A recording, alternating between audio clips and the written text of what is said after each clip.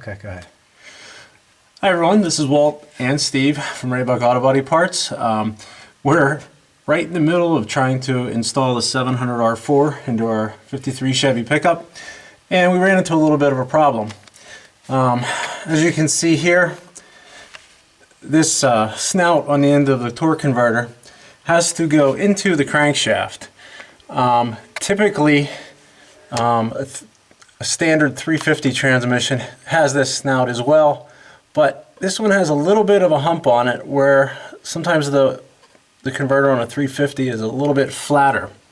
The problem we ran into was the engine that we had in the vehicle was originally equipped with a 4-speed transmission, which had this pilot bushing in the end of the crankshaft.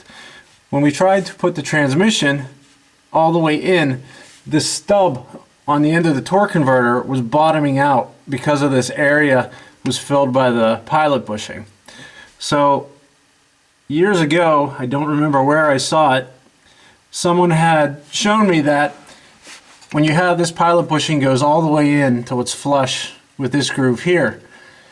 And what they told me was, if you take that pilot bushing while it's still in there and you pack it with bar soap, and then you take and this is the bar soap we used, and you take something that has pretty close to the same diameter that inside of that pilot bushing, and you keep packing with bar soap and keep pounding it in, it basically creates hydraulic pressure on the back side of the throwout bearing, because there is a gap behind it. It doesn't go all the way in, that it will eventually pop that throwout bearing out of the crankshaft. Or you could use an appropriate puller for it. In our case, we didn't have a puller.